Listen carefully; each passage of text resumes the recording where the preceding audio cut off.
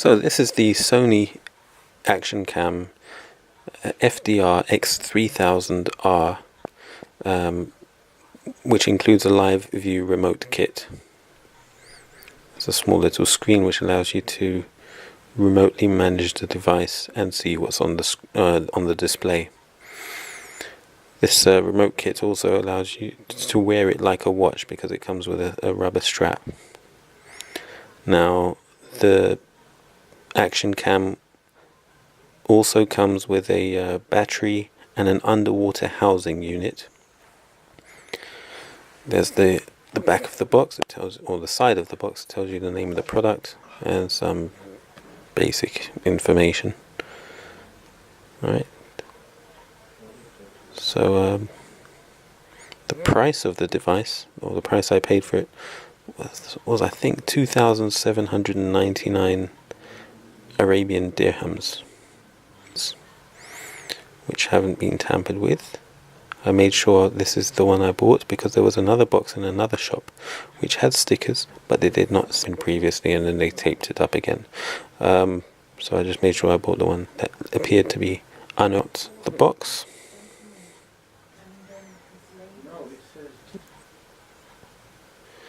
Turn the box around so you can see what you get when you buy the product. Okay, so there's the cam box.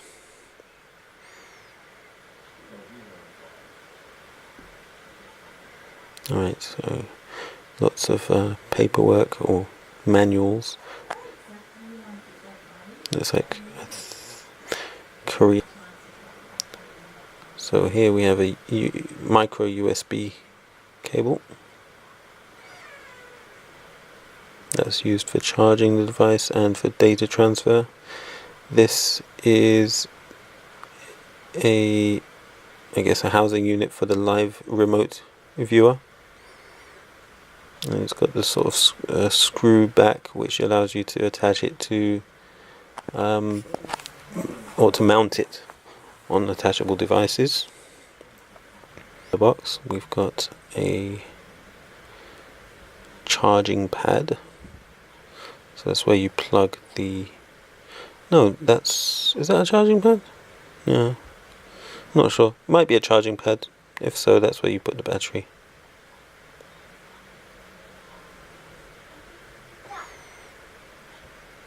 Another mounting device, it's a clip. There's a battery. That's one side of it. Let's look at the other side. It should tell us the capacity of the battery. It's a lithium ion, and it's 1,240 milliamps.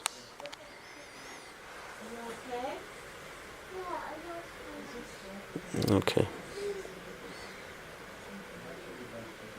So that housing that I'm holding in my hand there is not for the battery, it's for the viewer, the digital viewer, or the live viewer externally. Here is the wristband to which you can attach the remote viewer. I forgot to mention that along with the device came a stand for the camera. It wasn't in the box, but the shop gave it as a sort of a bundle. Alright, so there's the wrist strap. It's rubber. It has a locking mechanism for attaching the remote viewer.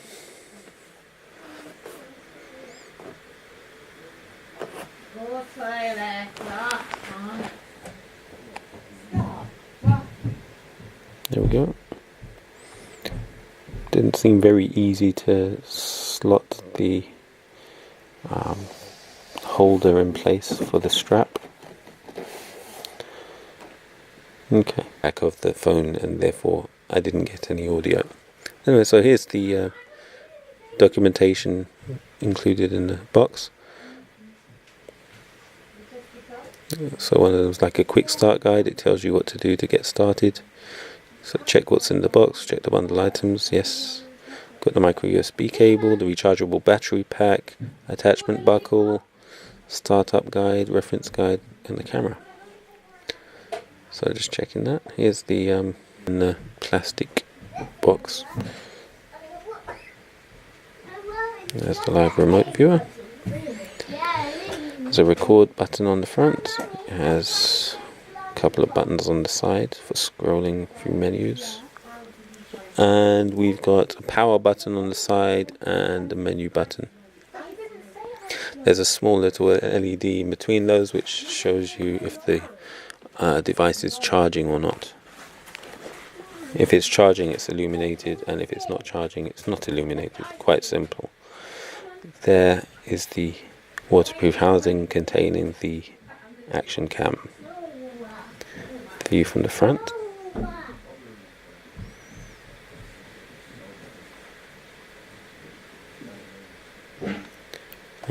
From the side, it says Sony 4K and Zeiss, which refers to the lens. There's the back and the right side.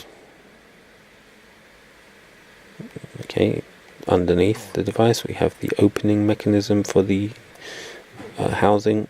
We have on the top the record button, the power button, something else. Alright, so doing it once might be luck, but doing it twice shows, okay, you figured it out and you know how to do it.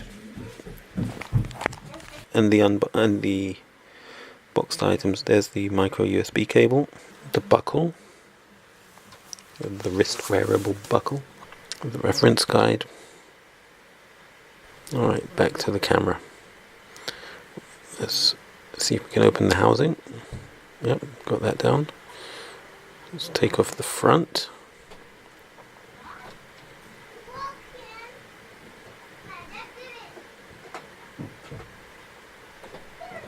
Let's see if we can do that without breaking it. Being very gentle. Okay, there we go.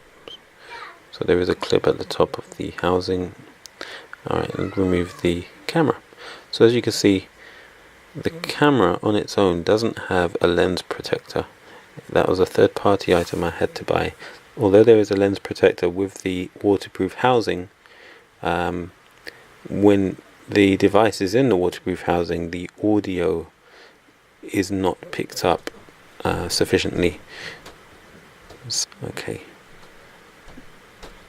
let's open this door on the left hand side. That is the housing for the battery. Okay, so the gold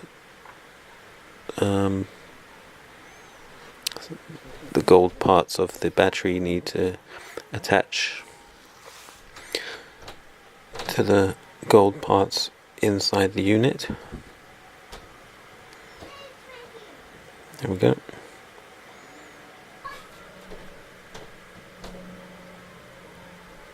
Okay, so that closes. You have to be careful, make sure you close the doors properly, because sometimes they seem to be in place but may not be. So that is a lock for the door. See, as you can see, I thought it was locked but in place, but it wasn't. So close that again and then slide the locking slider to the lock position. There we go.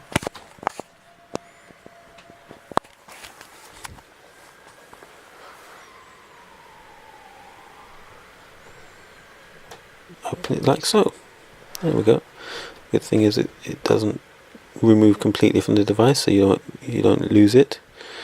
Now there's two ports, well there's three ports there. One for the micro USB cable, which is in the middle.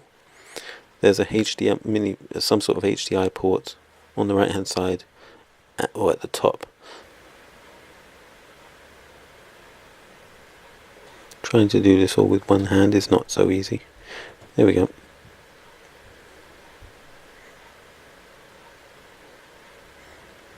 So there you go, there's the amber light which indicates that the device is charging. It does take quite a while to charge this device. Oh yeah, I also bought a 64GB card. For this device I'm just going to use a 32GB.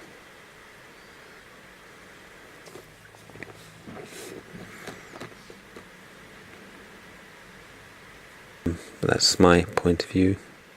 You don't have to agree. Here we go. Let's try and get this so you can plug it in your laptop if it has a proper SD card slot. Okay, so this micro SD card is about to go into the camera. There's the slot for it. Now which way up do we go? There is a sort of small symbol on the side which tells you which way the card should go in, and if you look inside the slot you can sort of see the metal connectors which also indicate which way it should go in, because the metal should make contact with the metal on the card. There we go. So plug that in. The memory card is now installed. Charging is complete as the amber light is now no longer illuminated. Remove the cable. Let's close the door for the charging.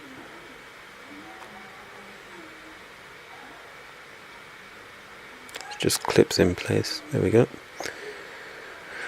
At the top of the device we've got a power button, so we press that on. Actually, we're now in British summertime, which is 1 hour ahead of GMT. I'll just leave that for now.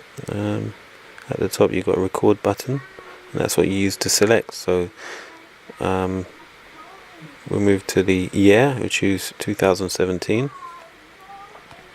Press record, that accepts that. That moves you to the next item, which is the month, which is June, hour.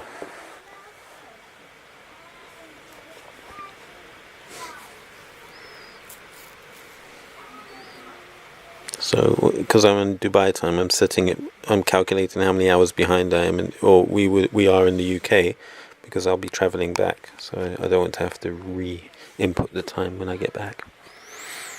So, input the time.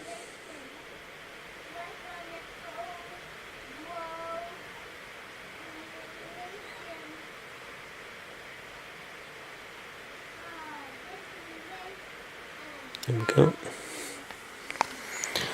So the date and time is set. Click OK.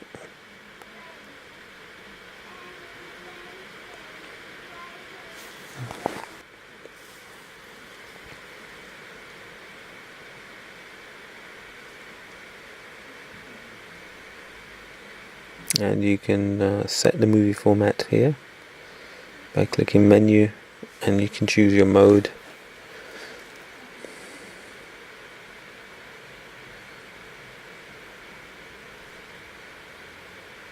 Here we choose our shooting settings.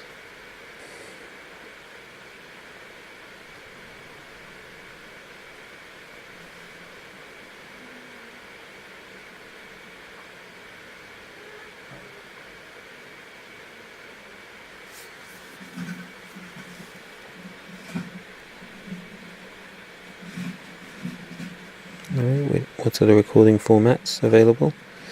So 1080, 30 frames per second, 1080, 60 per second. MP4, and at the top we've got 4K.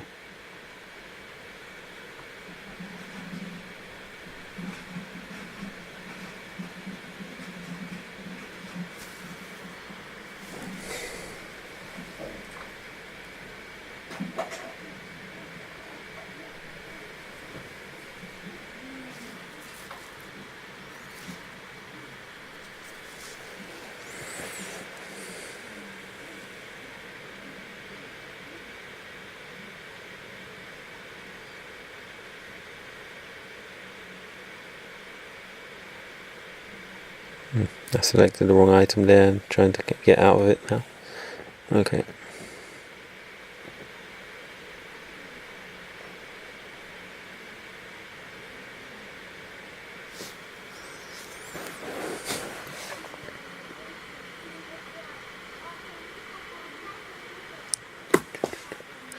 So you can see there's flight mode, there's Wi-Fi, there's GPS, Bluetooth.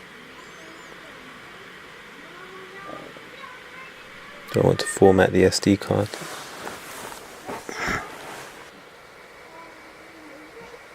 Right, there we go.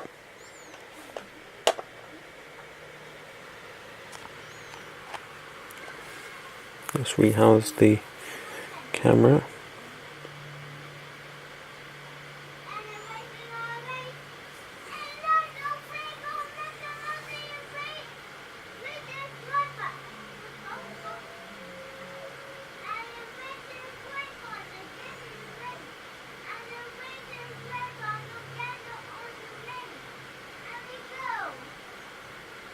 Do I remember how to close this? Yes, I do.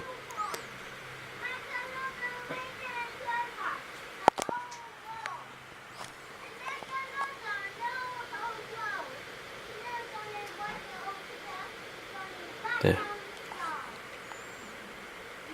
That's ready to go.